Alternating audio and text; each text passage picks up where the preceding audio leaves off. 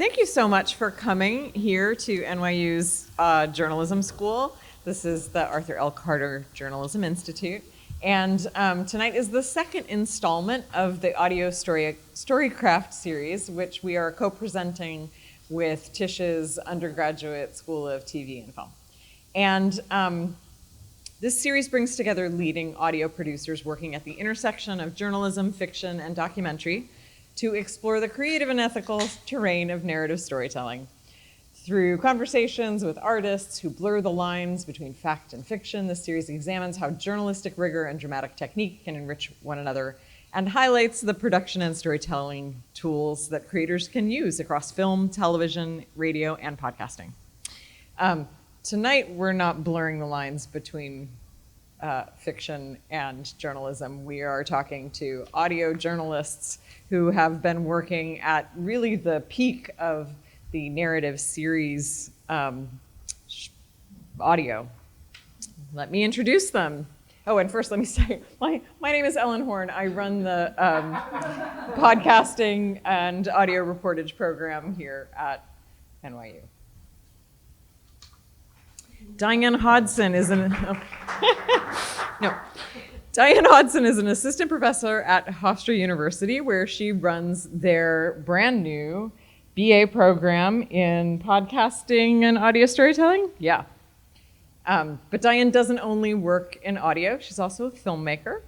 Her film Unmappable was described by Wired as a thought-provoking and disturbing film. And over the last few years, I have heard a lot about working with Diane, unprompted, from podcast hosts and producers who regularly sing her praises.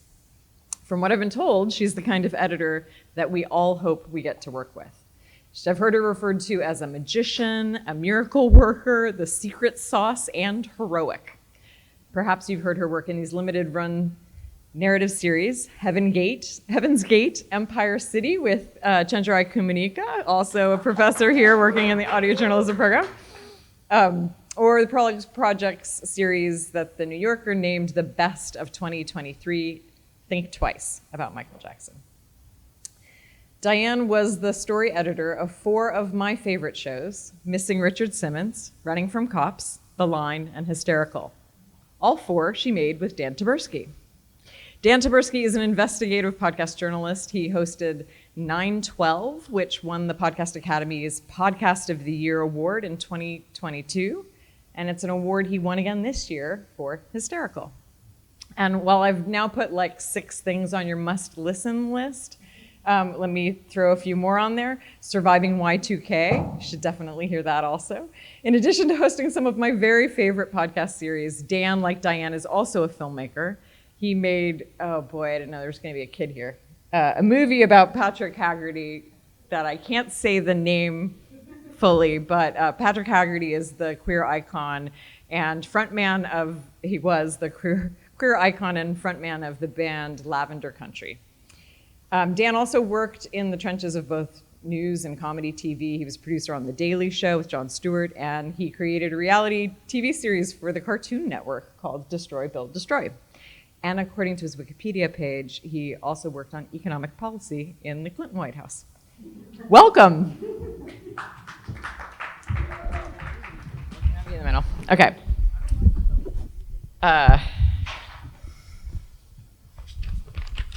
Awesome.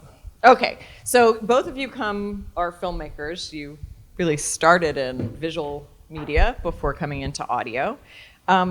So can we just talk about that transition? How did you make the transition? I made it because I was trying to make a movie that didn't turn into a movie. It turned into a podcast instead. And it was about Richard Simmons. I was following him, his life story. We were going to make a documentary together. He disappeared. This is like the quickest version of the story. He disappeared, and then I was trying to create a project about where he had gone and why he had decided to become a different person. And I was making it as a film, but somebody suggested turning it into a podcast. And we sort of developed it both ways, and at some point the audio just made a lot more sense. Diane and I met when I had just begun working on this, and Diane came on to help me with what was then a movie, to just do a lot of the journalism that needed to be done, and then it turned into a podcast, and we've been working together ever since. Diane, I know you are struggling with a sore throat, and so Oh my God. we'll let us know if this isn't going to work. But can you talk a little bit about what was different in working in visual media? The first thing you sort of noticed when you started working in podcasting? The first thing I noticed, I guess I would say, we started Richard Simmons as a film, so that was a little tricky. But one of the things in film you just typically don't do is bring in a voiceover, bring in the voice of God to come in and narrate and tell us and kind of guide us. And so much of audio storytelling was holding the listener's hand and directing them to see what we wanted them to see. So for that, it was just like, wow, this is in some ways easier because you could really steer them in a direction.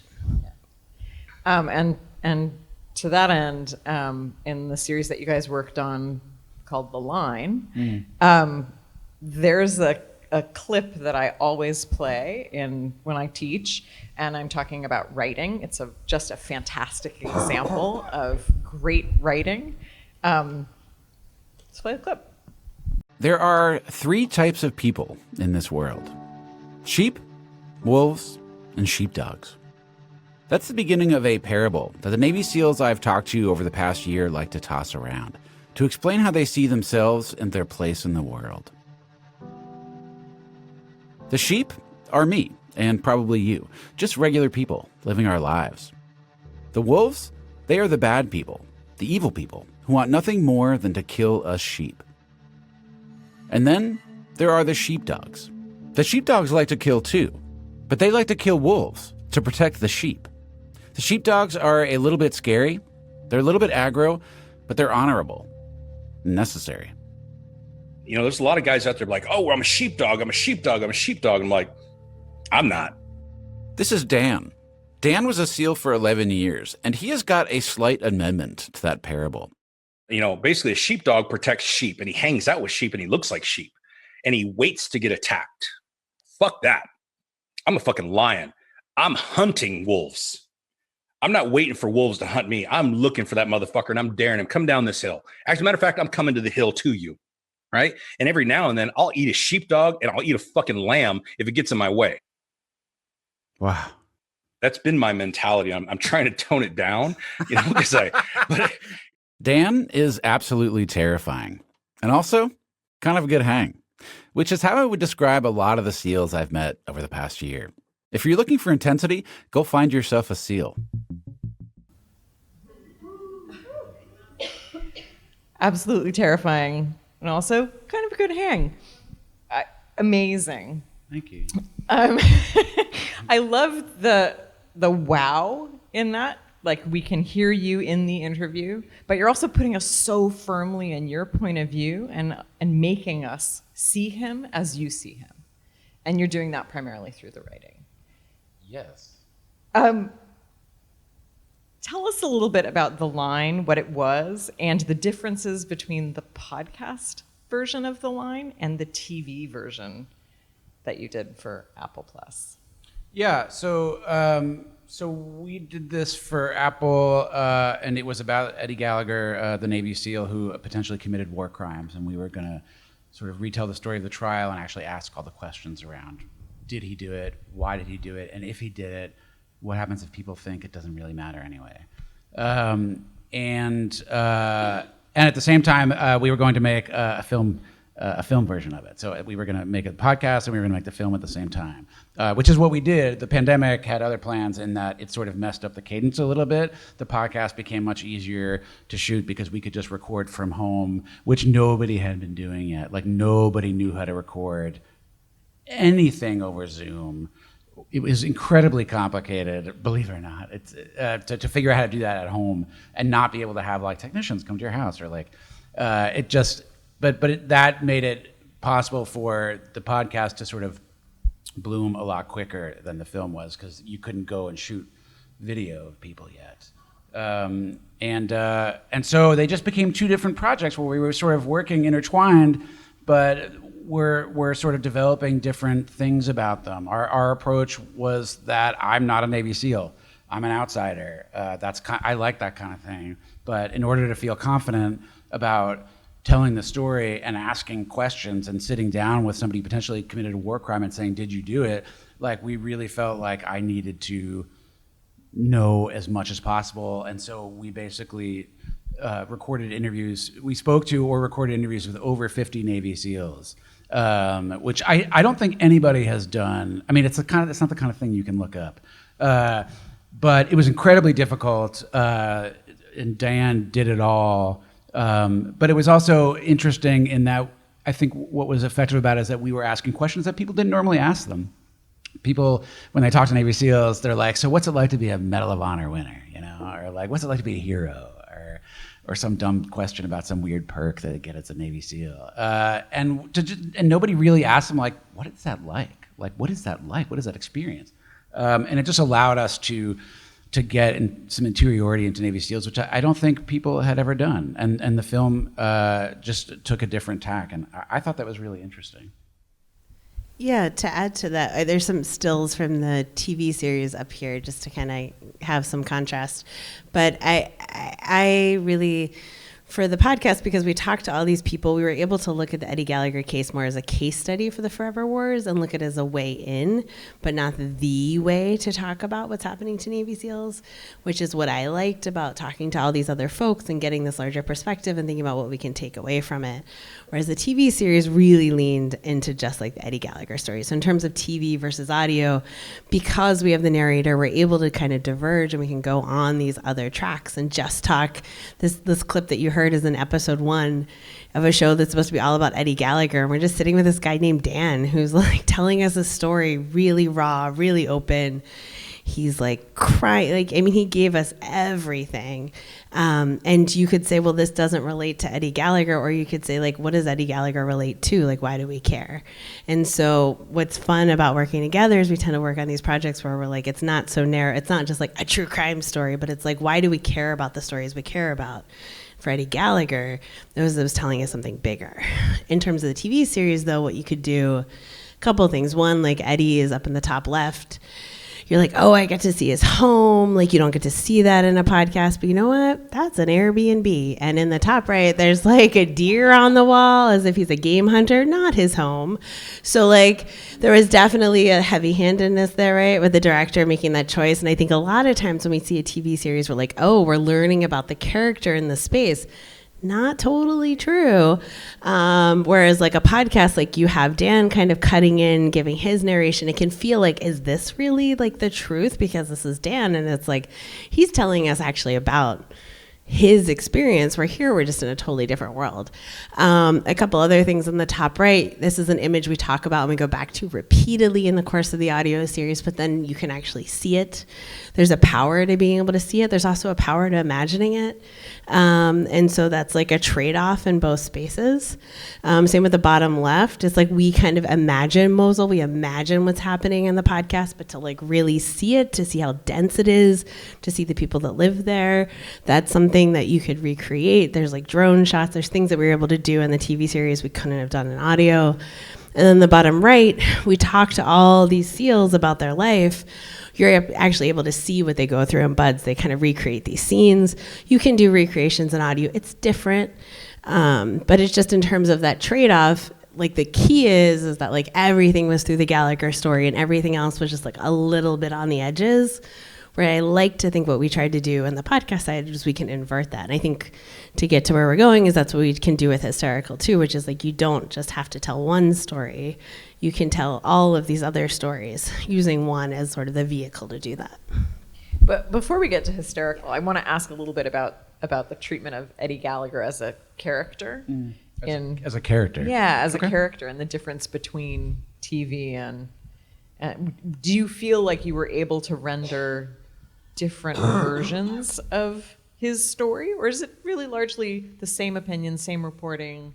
Oh, same absolutely version not. No. It was totally different. And I'm just telling you, this is my experience. It's totally different sitting down with somebody having a conversation. When you're doing television, there's a director or a producer asking the questions. For the most part, you can't use their questions.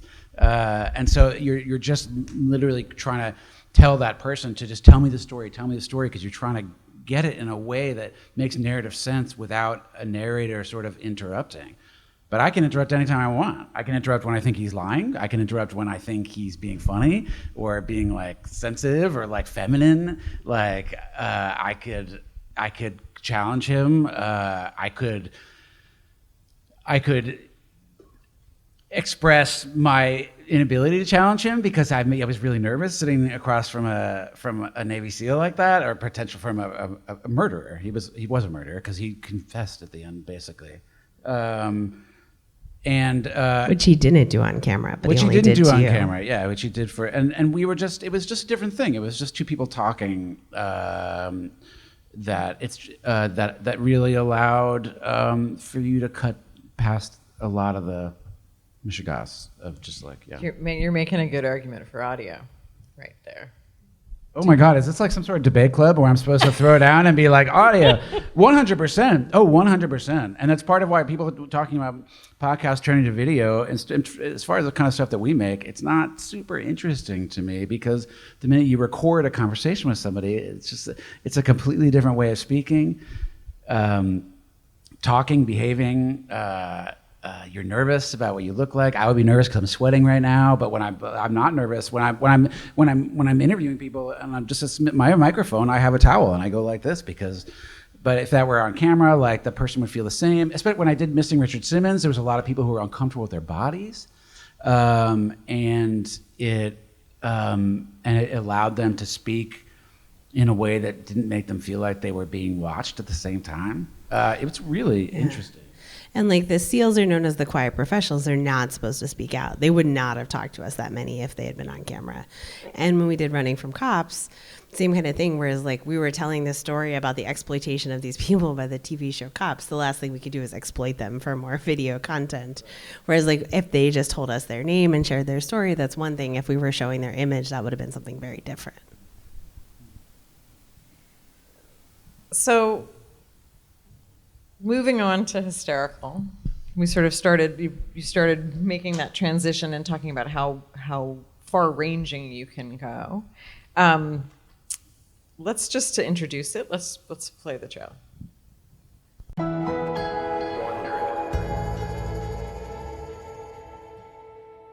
When's the last time you've talked publicly about this? Publicly? When it happened. So it's been a while. It's been a while. In 2011, something strange began to happen at the high school in Leroy, New York. There was a lot going on with these girls having outbursts. Reporting more than a dozen girls at Leroy High School say they have an illness that causes severe tics and verbal outbursts. I was like at my locker and she came up to me and she was like stuttering super bad. I'm like, stop f***ing around. She's like, I can't.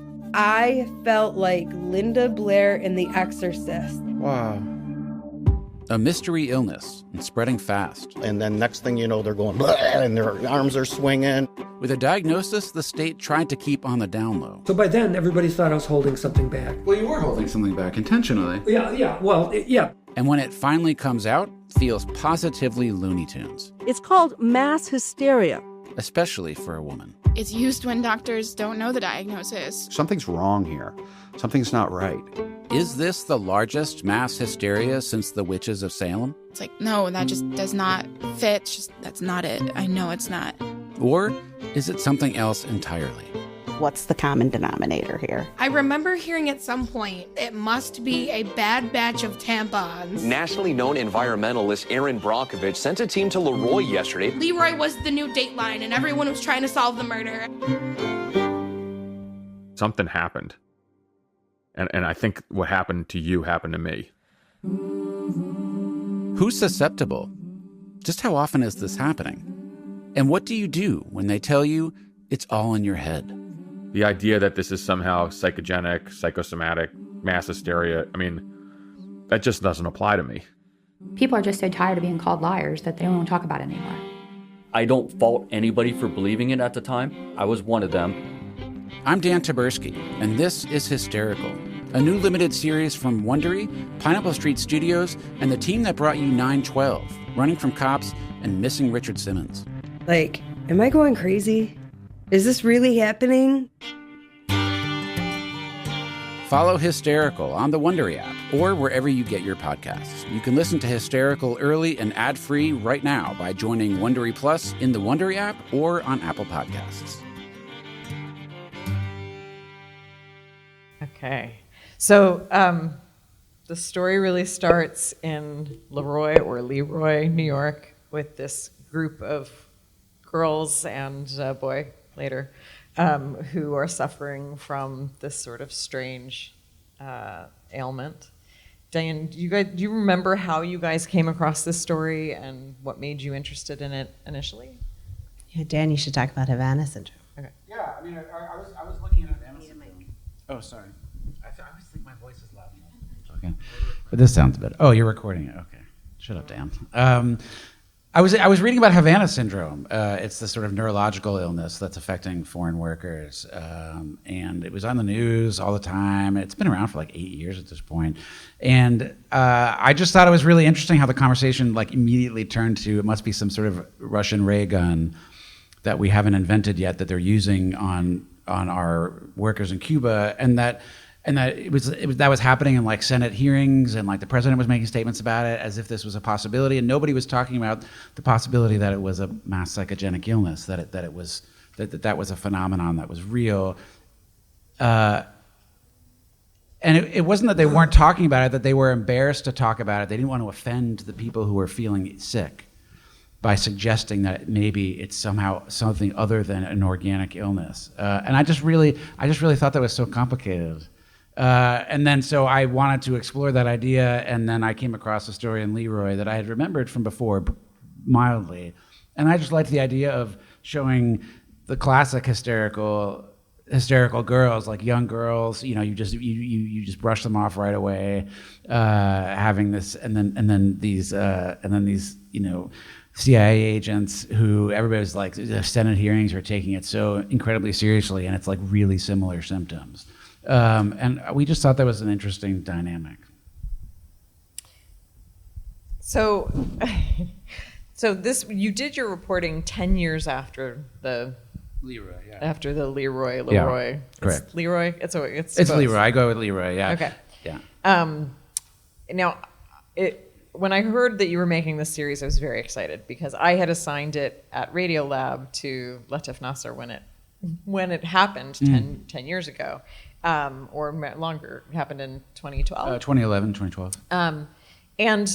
And Latif and Radiolab, we had decided that we wouldn't tell this story because at the time, the media attention towards, the large media circus that was happening was so damaging for the people who were suffering from this.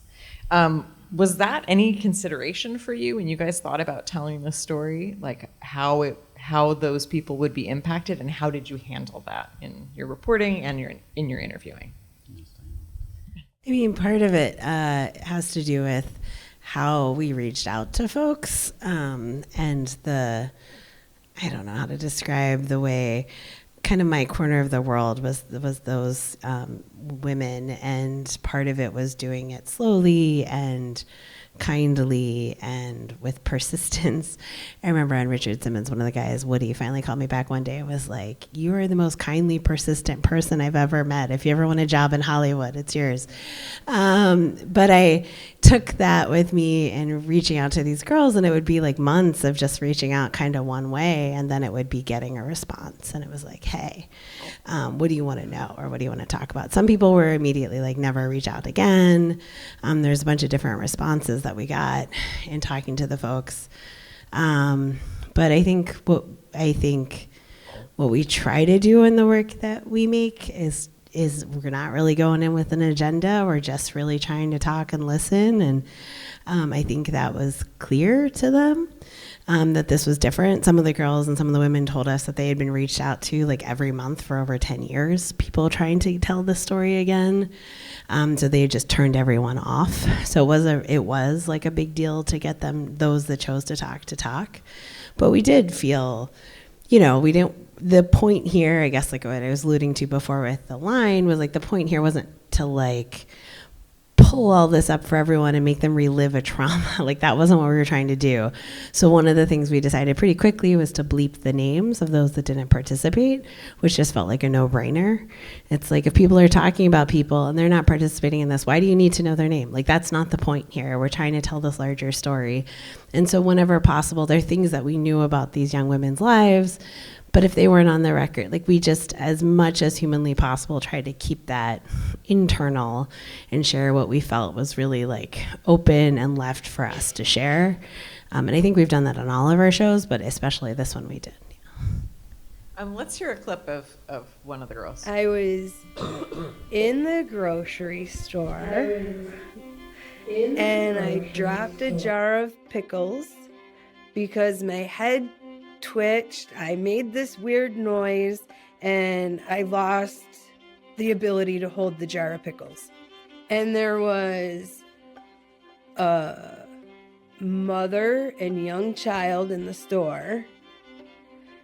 And the mother grabbed the child's arm and says, "We don't want to catch that." Whoa. And that's when I realized that I didn't really know what was going on in the town. Her symptoms get worse. I felt like Linda Blair in The Exorcist. At one point, I had a bruise on the back side of my shoulder from where my chin was constantly hitting my shoulder. Oh. The back side. Wow. I don't even know how it could physically happen, but that's how loose my neck muscles were. I was having a hard time keeping my head up. I couldn't eat unless somebody was home with me because I was choking. Oh my goodness. I couldn't drink. I had to drink with a teaspoon, sips of water. Marge reaches out to a friend. I was like, I am scared and I need somebody to be scared with me. So we went here to Batavia Hospital and it was rough. That's when I realized how bad everything had gotten in Leroy. Because I heard one of the nurses say, "We have another one." And I heard, "Well, that makes 5 this week." And we're just like, fuck. So, Diane, you said you reached out kindly and persistently. Can Yeah. you give us a little more detail on how you do that? I mean, I don't know. Some of it's a little creepy.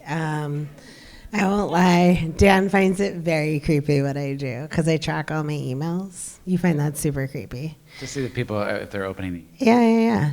So I made sure there was someone we talked to on Running from Cops, and I emailed him for over a year before he got back to us. And then he was like, "Sorry, I've been busy." And I was like, "Oh, over a year. Cool. We'll talk to you." Anyway, so it was sort of like this. It's like, as long as people keep reopening, they're interested. And so even if you don't have like the creepy mail track app, which is probably healthy for you, it is something I always try to tell my students is that as long as someone doesn't respond with a no, then it's a it's a yes until it's a no, like it's a maybe. And so I just reach out to people in like a one-way pen pal relationship, and I'm like, "Hey, how's it going? It was a Christmas with my daughter. We just made a stocking." I don't know. Like, I'm just like sharing things. And I think of it a little bit like, this sounds terrible, but when they say if like someone's coming to murder you or like coming to attack you, tell them 3 personal facts so they don't want to kill you. So that's how I treat booking. I just do a pen pal relationship where I share enough of myself without oversharing, where it's like, you don't want to spam me. You don't want me to put me in that folder. You just are like intrigued. So I just try to give like enough, and I try to do my homework, and I reach out slowly. Because I think you can't, like, nobody wants to feel hounded. I mean, it's very, very, very, very different trying to book people in a situation like this. versus someone who is, you know, an academic or an expert of some kind. This is like just in every person who went through this traumatic experience. They owe nobody anything. They're not asking to talk again. You are asking, and whether or not they talk to you is completely out of their own generosity.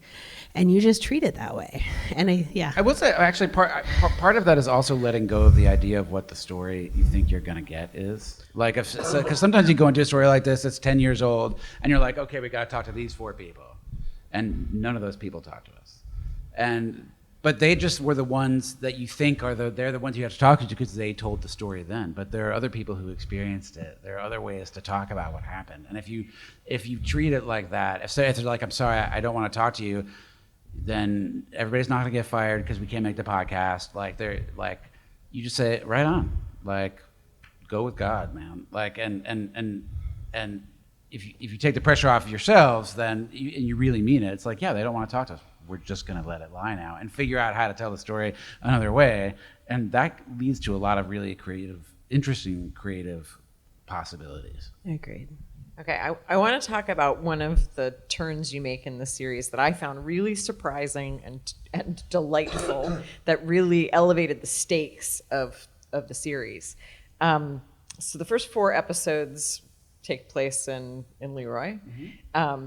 Then you go to Havana, which sounds like you knew you were going to do, and then you make this other turn. Play clip. A couple months ago, you put out a challenge that said if any doc filmmakers can get the funding and enough legal representation that you would roll around naked in a giant martini glass full of fentanyl on camera, just to prove it was safe. Yes. What are you trying to say, Ryan? I mean, this myth just won't die, so whatever I could do to stop that. And I mean, I think that would be funny too, so. Well, apparently podcast insurance doesn't cover giant martini glass stunts, but we get the point. So what myth won't die? What are we talking about here? They're talking about fentanyl, the myth that you can overdose from fentanyl just by incidental contact with the drug, with the street form of the drug. It is a common... We were exploring what we believe, or a lot of people believe, is potentially a mass psychogenic illness among police officers and criminal justice workers who are overdosing at a really wild rate by just incidental contact with fentanyl on the scene. And there's a lot of video of it because police officers are wearing body cams, and anytime they come into contact with fentanyl, they would, very often. We tracked, I think, 332 cases where police officers had overdosed by incidental contact with fentanyl. But of all those cases, the number of cases that actually had positive toxicology results to show that there was fentanyl in their blood was 1. And that was in Alaska, and that wasn't even independent. That we didn't even confirm that one, and it's a little fishy. And so the American Society of Medical Toxicologists says it is actually near impossible to overdose this way. So what is going on? Wasn't it like if in the situation we talk about, like if a puff of like fentanyl came out, wasn't it like you had to stick your head in for like 3 hours or something insane? Yeah. It was like 3 hours in that puff of smoke, and then you could overdose. Yeah. But these cops that we like heard in these videos were like, and it was like 5 seconds later. They do it. And there was and we were going to put this in, we didn't put it in the podcast, but there was an episode of a show called FBI, which is probably a show you don't watch because it's on CBS and it's for like other Americans. But there's a scene where like they come across this black bag and all the cops, somebody opens it and they're like, and they go, that's fentanyl, don't move. 1 puff and we could all die. Like, it is this myth that really is predominant. And so, but it's the exact same principle as all these other things. So we want. And did you know when you set out to tell the story that you were going to talk about fentanyl, or was that a discovery along the way? I knew that we were going to talk about Havana syndrome, and we were going to talk about what happened in Leroy, and they were going to be twin stories that we would go back and forth from. But then Havana syndrome started to die down, and it just felt less interesting, and Leroy felt more interesting, and so we just turned Leroy as a way to sort of explore these other things, starting with Havana syndrome, but then going into fentanyl. I knew fentanyl was really interesting. I really wanted to do it. I didn't know what we would come up with, and so that was. I was excited. We were exploring these sort of hysterias that were outside the ones that sort of side stories, and I was hoping it would gel, and it did. So, I mean, you talk about Iranian Girls, Sheep. There's all sorts of other places that you go. I guess my question is, when you were talking about the line and how it's possible in the audio series to really go much wider than you could in the video series, how do you decide what's too far? I feel like when we worked on the line, it was the first time we didn't work at Pineapple, and I feel like some of our colleagues were like, too far. They were like, it was like too far, everything is too far. And it was like, whoa. People really want to stick to, they want the story. They want the story. Yeah. And especially coming out of radio as a time-based medium. And it's like, guys, you're losing the thread. And I think this was really the moment where Dan and I were like, as film people, we were like, no. Like that's the part that's interesting. And I think that for better or worse, I think that part of why we work well together is because we're really not afraid of going places that other people would be like, this has nothing to do with anything. But we really just kind of chase it. I will say at first, I felt more comfortable doing this than Dan's initial image in his mind was like 4 episodes of Leroy, or probably at that point was Leroy because we didn't know what it was called. It's 4 episodes of Leroy and 3 episodes of Havana. I was like, that doesn't make any sense, because it was just like one story and then the other story. And the way that it evolved over time allowed for everything to sort of end up where it needed to be for it to like make sense. So it was one of those that at the moment when all this work had been done to build out a Havana story that could have been a couple episodes long, I think it actually is a much stronger series because we did do things like Fentanyl and Iranian Girls, because it feels like it touches everything. And I also think, I believe it now, I think it's almost an imperative of the kind of audio storytelling that we're doing, that a good story, people pitch good stories all the time. And it just, nobody cares. Like a good story is just not enough in podcasting when the person is talking. I think it can be enough for like a good podcast, but not a great podcast, not something like that is really compelling, that it's entertaining and like aggressively interesting. I think you need the story, but that story needs to be in service of like opening up all these other doors. Because I need something to talk to. I need something to talk about with the people I'm talking to. And you can't just say, so tell me the story again. Like it's not, you need to help them process what happened. I approach it like I want them to have an interesting experience too. So I want them to think about, did you think about this happens to CIA officers all the time and nobody says anything about that? Or like it just gives me something to say to the people I'm talking to, and it makes the conversations more interesting for hopefully them as well. And and it gives you an authentic journey. Like you're not someone that comes in and is like, this is where we're going to end. Like it is very much like in Hysterical, we find Rose, who ends up being a young woman at the time that does actually have Tourette's syndrome, and finding her is immediately like, she's the end. But you didn't know that. Like we didn't know where it would go. We didn't know whether or not you would land on like, does this feel like hysteria? Doesn't it not? And that's part of what I think people respond to, is that authenticity of like, I'm not coming in with thinking it's one way, and allows us to go into all these places in an earnest way of saying like, what happened here? So the line you did simultaneously as TV and audio, Hysterical, if that were to be turned into a video or TV project, how do you imagine that would go? I don't imagine it. I want somebody else to imagine it. I think, and like I would be excited for that, and we're definitely exploring possibilities. I think it's amazing. But I don't make things for IP. I make things to be as good as they possibly can be in the format that they're in, and I think that's how you actually make good IP. Mm-hmm. But I would like to see, honestly, I'd like to see a woman direct something, because I didn't have any access to the interiority of like, I couldn't talk about like, well, you know what it's like to be a girl. Like I didn't have any of that.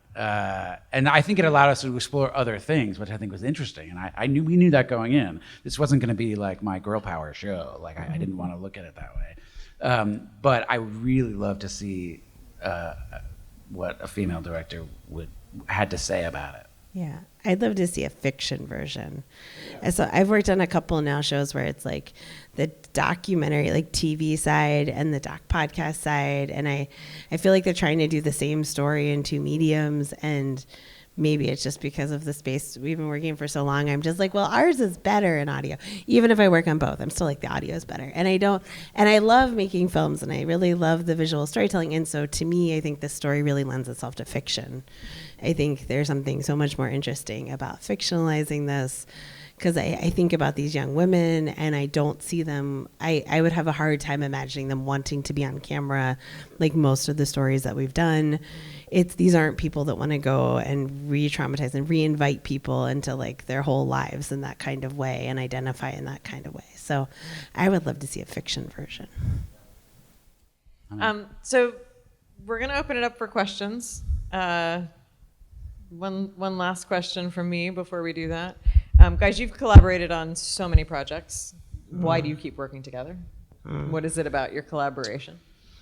I think there's something really fun about, I think when we started, we were making a movie together. I had only made a short at that time, so I didn't really even know how to make movies. I had been working in television before that. And I think when it both became a podcast, that was both our first one. I'm speaking for you right now, but that's okay. Totally normal. But I think it was, it's really fun to learn how to do something for the first time. And we were on that track. We're still on the same track. We figured out the first one, and then we're like, the second one, oh, this one has a different format. There's a third one. Oh, this one we can do. And I think there's something rewarding about doing that with somebody, and also allowing each other's ethics to like inform. I think we've developed a similar ethic without having to call it ethics all the time. I just like working like that. Yeah. And Dan, not every host has like a really strong internal compass. I feel like sometimes they're easily turned around. So like when you end up in note sessions with networks, that can be really jarring. If you end up with notes with whomever, it can be really jarring. Dan's the only person I know who's like, bring them all into the first listen. You're like, no, don't do that. And he's like, yes, everyone can come. And he doesn't do that because he's nice, though he is. But he's doing that because it doesn't really faze you. Like you take it, but you always kind of know, you have a really strong sense of like what feels right and what doesn't. So because of that, it's like, I trust that. And I also know like I can say anything because I know that it'll go through the Dan filter. So it's not that I say something and Dan will do the thing. It's like Dan listens, like he really listens, but then he takes it, what he can take from it. And I think too many hosts will like hear something and then try to please everybody. And then the work just like waters down and it's less good. And I think it's like a nice environment to work on a team. There's 4 of us who've worked together for a really long time.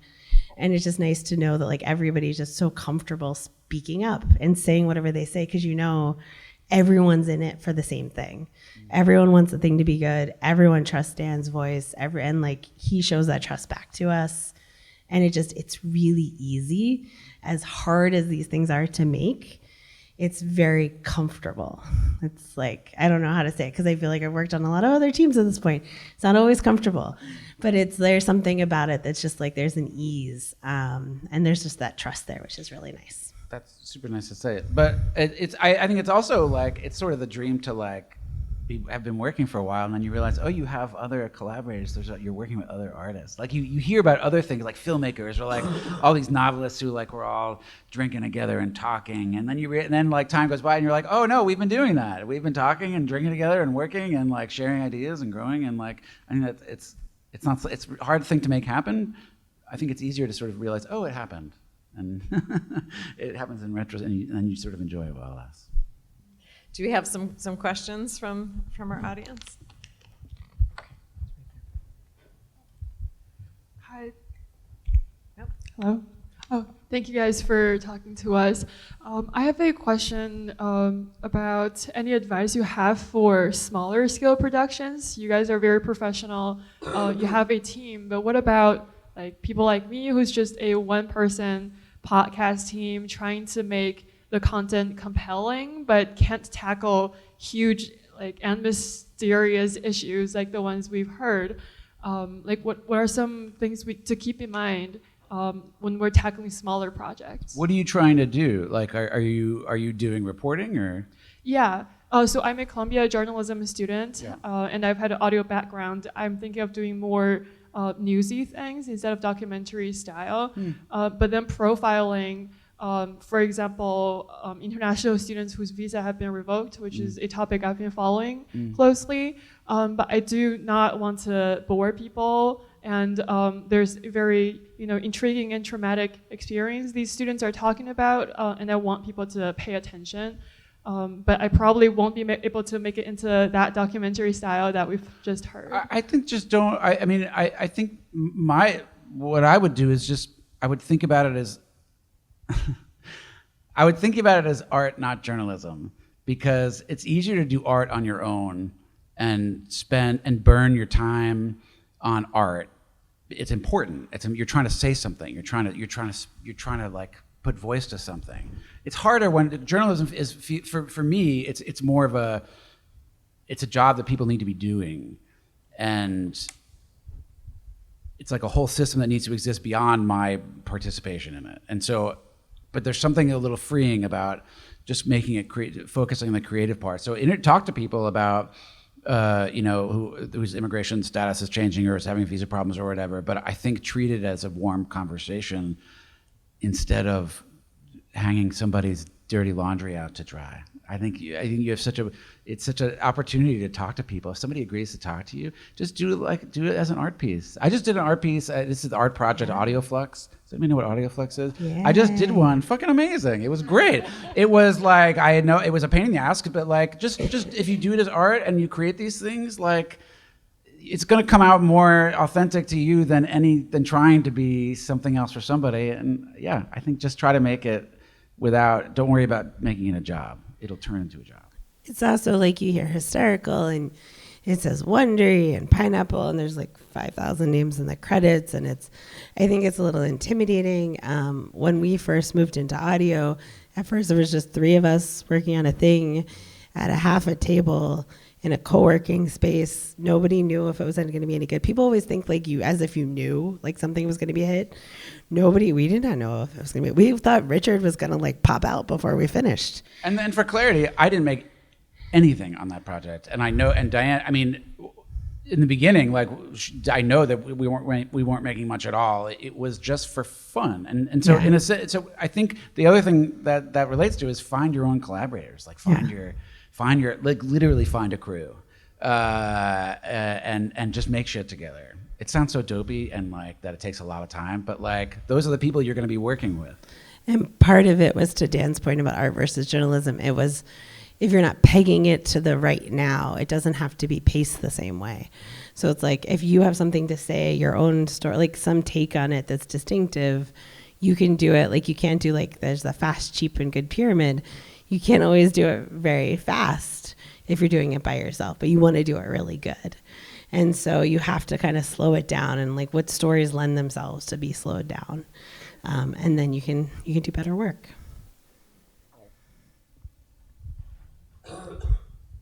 You said that you don't go into a project saying, we have to talk to these 4 people. These are the 4 key people.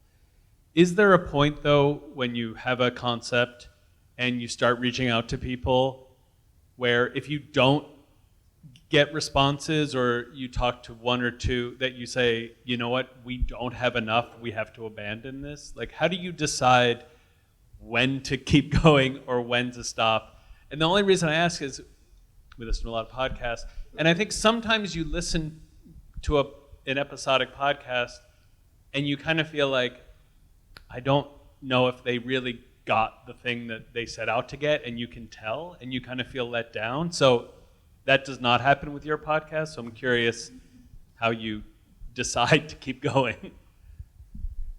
I mean, sometimes you do need the person. We needed Eddie Gallagher. But I will say what we did do is just start. We started, and this is because also we were collaborating with Alex Gibney too. Like Alex so he can get green lights pretty easy. And so, not pretty easy, but easier than me. And so we were going on God's good graces, and like we promised we're going to try our hardest to get it and do it, but we didn't have it when we started, and so there was that pressure. I will say I do think part of me thinks it's a very specific case with me because the first podcast I did was about somebody. The whole point was that I don't know if I can get them. And that became like, but I can tell this whole story. I know how to do this without him. And if we get him, it'll be great. And that, I think that became a trust thing where then people, then I did my second podcast. I was trying to get my ex-wife to talk to me, and she wouldn't talk to me. She talked to me, but not on the record. And then the same thing with Cops, like with the people who started Cops. We didn't have anybody who was on the show. We didn't have the people who created it. It's just creating the sort of forward momentum. It just has to be happening, and then people get on board.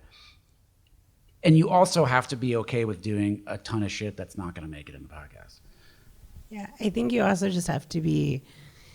You have to have a big enough imagination to think about what could the story be if you don't have those exact people.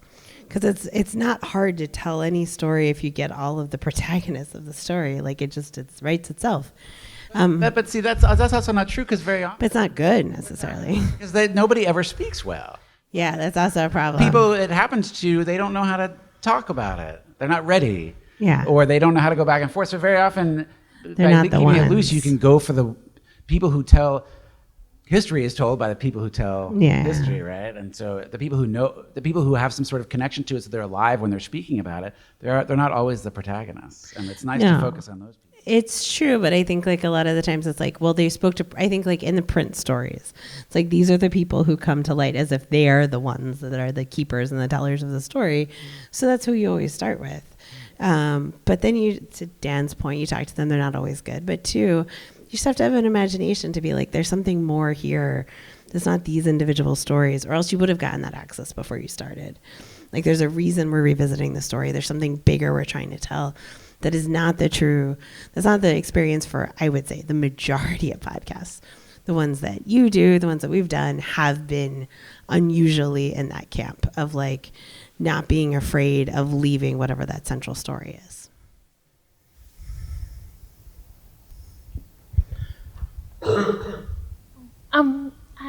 I guess I'm curious because you guys do longer stories that take place over time.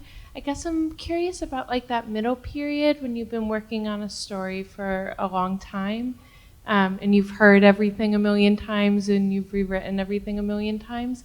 How do you keep a fresh ear, and how do you stay interested in something that you've been surrounded by for a while? From as far as me, I don't pitch very much, and I only pitch things that I want to make. And I don't pitch until I've read enough about it that I know that I want to read like a lot more and talk to people. And so when I'm pitching, I'm really just sort of asking for permission to like spend some time with this stuff. I think that's key. Is that it needs to be something you're not going to get bored with, or you'll get frustrated with it. And it's hard and it sucks half the time, and like it's incredibly hard to bring these things to life, but like, yeah. I would agree with that, but also where you end up going always ends up being slightly different than you expected. So then it makes you hear the things earlier in the series really differently. So if I was just listening in isolation to like episode 2 5 times, yes, I'd be like, oh my God. But because we listen to episode 2 after making these episodes we didn't anticipate in that form, you go back and you hear something just totally different. And so that keeps you in, which is a sign that the listener will be kept in too.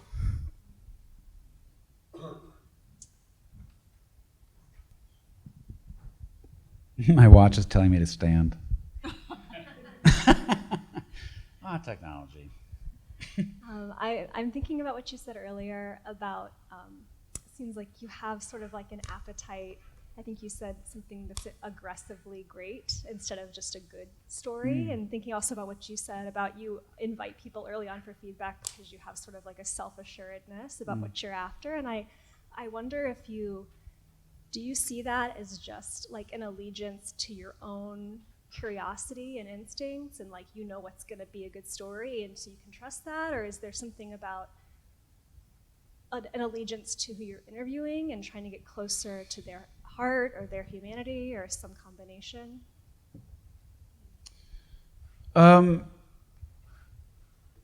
It's really it's really important to be surrounded by people who you feel this is going to sound like you're isolating yourself, but who you feel like you at least. Like that. Like I had an edit. The first editor I ever had, I almost had a different editor on Mr. Richard Simmons. I don't even remember this person's name, but I just we were talking, and it was all about how they were going to change. How we were going to do different. Like, here's what you need to do, and it was just sort of like, oh, this person I'm just not their thing. And I feel like I work with people who I feel like the first podcast I did ended up being with people who were my thing. I was their thing, and we were each other's thing. And so you don't feel. It's really important to not it can get so heavy and so anger inducing and so bitter when you're getting notes from other people. If you take it the wrong way, or you feel like they're trying to they're doing it. If the vibe is wrong, it's really, really hard to work through that. So trying to keep that vibe up and light and happy and working together and is takes you a long way. For me, I invest a lot of time in that. I feel like it's I try to be optimistic. I try not to come onto calls and be the one who's like, oh, I don't know. That's really I feel like it's important to keep it like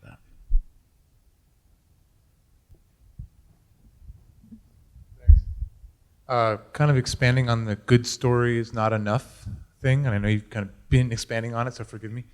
Can you give me an example of a time when one of those other doors opened for you, where a thing went in a direction, when something kind of really out of left field occurred to you in one of your projects, existing projects that we can hear, for instance, that you didn't expect, and now we're going here. I mean, I suppose one example you did give being the cops and the fentanyl. So forgive me. You can feel free to say, "Yep, that's a good one." Bad question. Sorry. Rose, though. Don't know. You should say Rose. I mean, or you have a different one. I guess I guess my head first went to the surprise that I'm looking for is usually not a story surprise.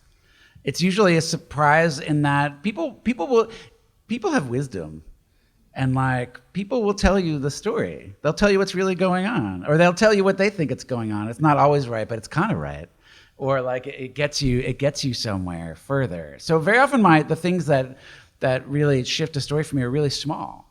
Like the thing with Rose was the girl who had actually, I call them girls because they were girls at the time, even though they're women when we spoke to them. She actually had Tourette's, and when people with tick disorders are around other people who tick, their ticks get worse. And so there was 20 kids walking around the school with ticks, and this Rose's ticks she's punching herself in the face. She broke her jaw, really serious. She was in a wheelchair. Her ticks got incredibly bad.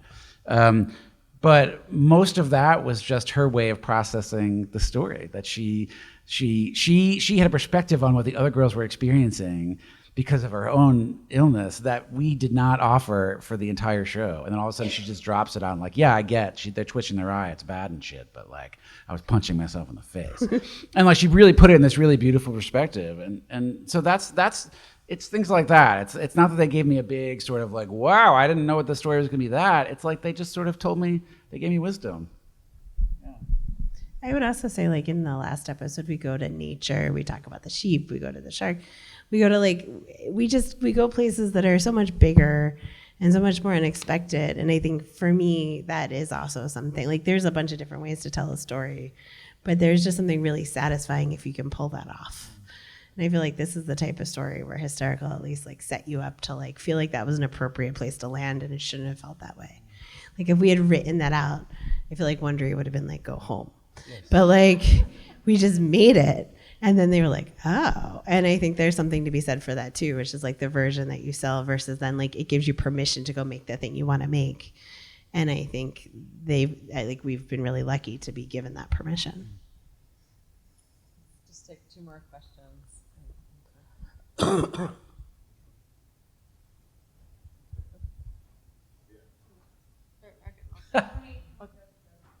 Yeah, that's perfect. Do it.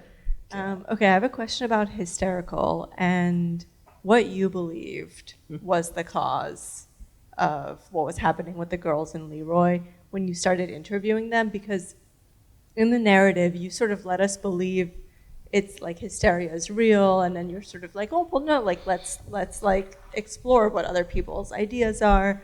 And so there's like a narrative sort of way that you're leading us through what we understand and how much we believe that this is a real thing. Yeah. But I could also, and maybe I'm reading into it, but like in the way that you're asking questions of people, I almost read like a, like, oh, really? You thought it wasn't real? Like, I'm just curious how, like, what the chart is of like what you believed and what the narrative was. Well, let me answer it this way. When I'm making something, for the most part, you're usually trying to answer two questions. You're answering the plot question and you're answering the feeling question.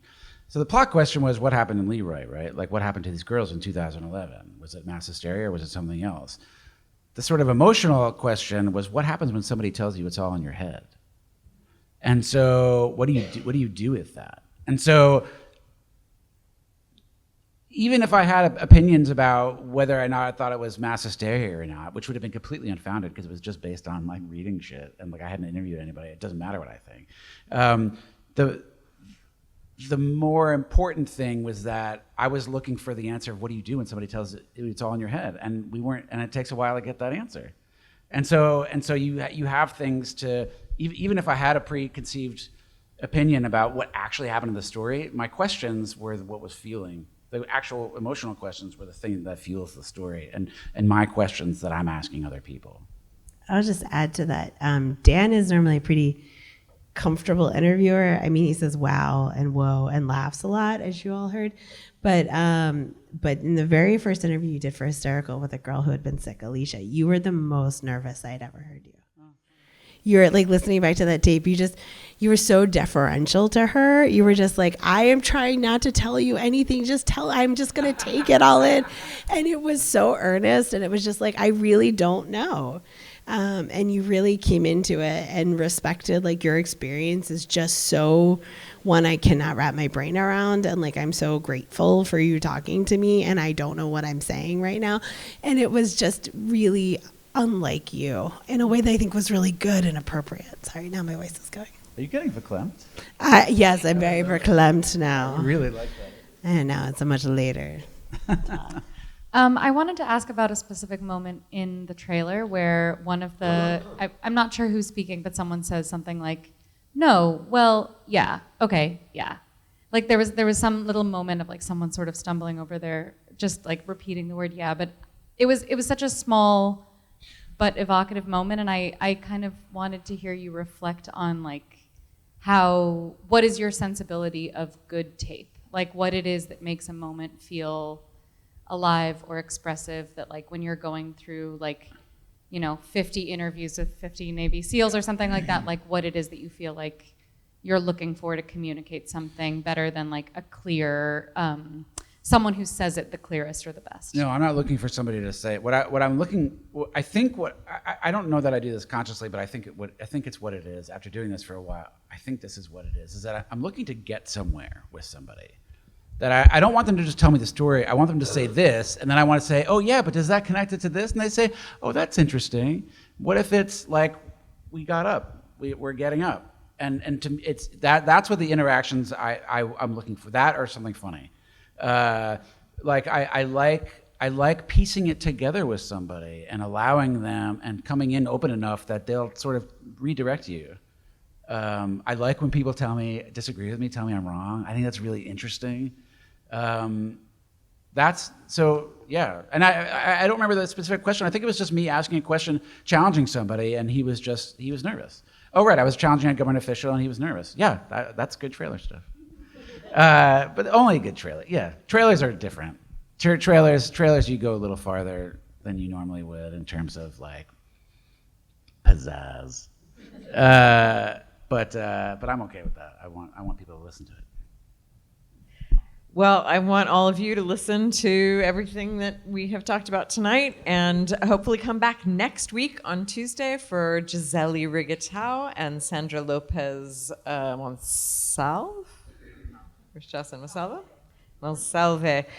Listening at the intersection, reporting and fiction. And thank you so much, Dan Taberski, Diane Hodson. Really appreciate it.